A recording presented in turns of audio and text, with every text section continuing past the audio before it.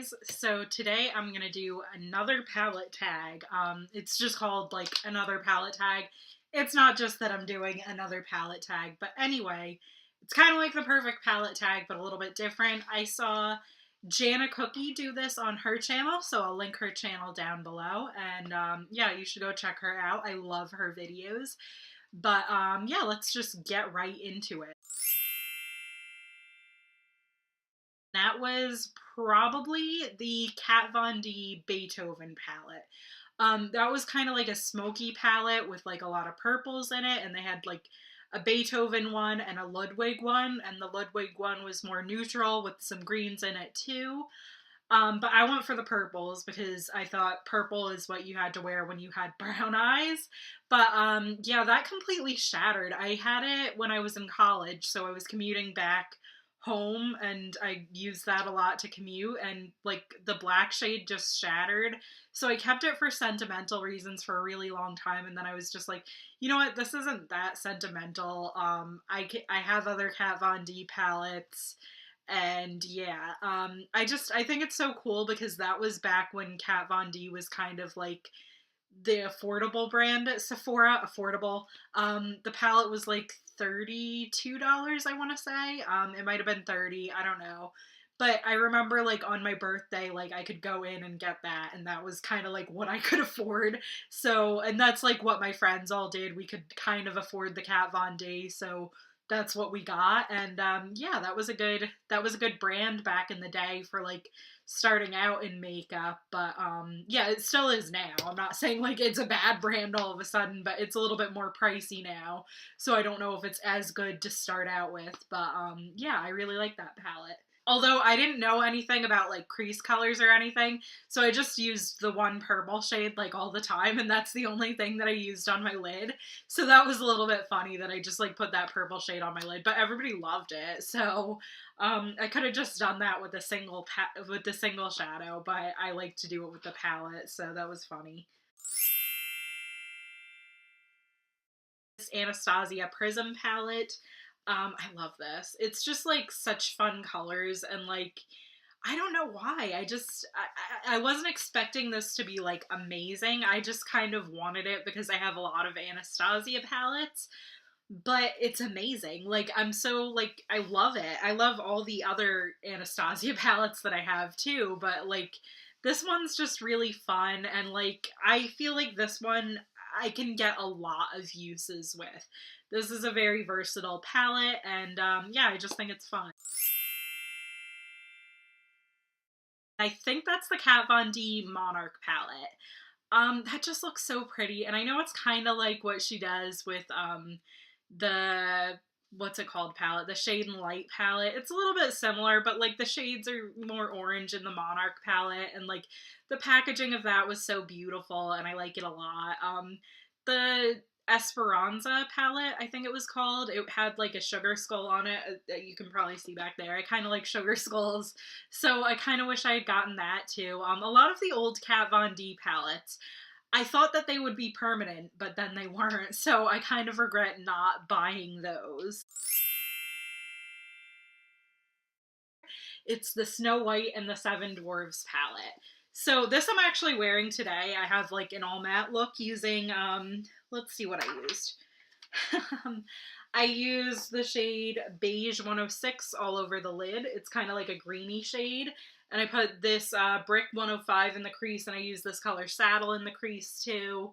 I put Pastel 101 like on the inner part and on the brow bone. And yeah, I think I used this cocoa color somewhere on the lid too. I think I used that as like a base color because I thought I was going to use that, but then I decided to just put the green like all over it, and I really liked how it turned out.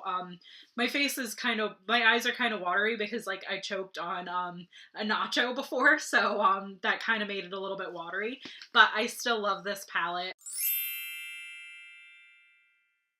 Both of these, I didn't really love these at first. I thought that they kind of muddied together on my eyes, but then, I don't know, I feel like I got better at using them, or like, I don't know, I feel like I can use them now, and they're pretty good. And they have a metallic one that I have too. I couldn't find that in there, but I really love that metallic one.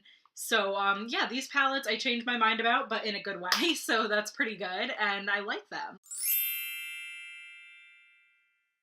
This I don't have the actual palette, but I have another palette that did surprise me, but the Maybelline Nudes palette, and this is the 24 karat Nudes palette, which I got because I liked that Maybelline Nudes palette so much. I really liked it. I don't know what to say. It had a lot of colors that I could use every day, and this one does too. And, I've used the Maybelline Nudes, like, a lot. I haven't used this one quite as much, but I do really like this, and I should use this, like, in a look sometime soon, because I know a lot of people give these Maybelline Nudes palettes bad reviews, but I like these more than, like, the L'Oreal ones, and I just think that they're good palettes. They're great to start out with, and, you know, I think you can get a lot of looks with them, and you can use them a lot. Even if you do have a lot of high-end makeup, because, like, I would reach for this, I would reach for the Maybelline Nudes over, like, Lorac palettes sometimes, just because I liked it so much. So, you know, that's kind of like what I think of it. These are pretty good. I wouldn't let the reviews deter you from it because I like it, so you might like it too. And this one I actually just did a review on recently, and it's the Anastasia Beverly Hills Lip Palette. I feel like a lot of eyeshadow palettes inspire me a lot, but I'm gonna choose this lip palette because, like, you can just kind of do whatever you want with it, and I feel like I get something new out of it every time I use it, and I'm always kind of happy with the results. It's very messy to use, so, like, that's one thing that I don't love about it, is that, like, I'm a generally messy person to begin with, so, like, having a lipstick palette is just, like, kind of like danger, danger, danger. But, I still like it a lot, and I think it does, like, inspire me the most out of any of the, palettes that I have, and it's just something different in my collection that I really like using.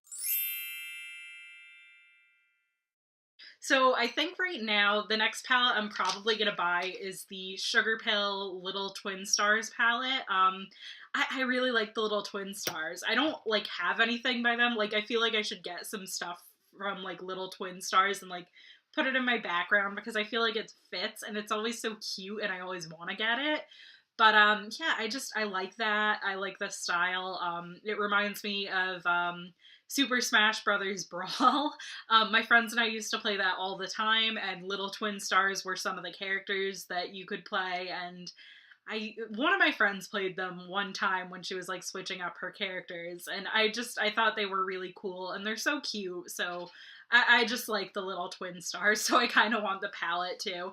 Even though, like, I don't want to just buy something because it's cute, I do want to try Sugar Pill's shadows, and I heard that the Edward Scissorhands palette was really good, so, you know, I kind of want to buy it because I missed out on the Edward Scissorhands palette, and I think that this is just going to be really cute and really good.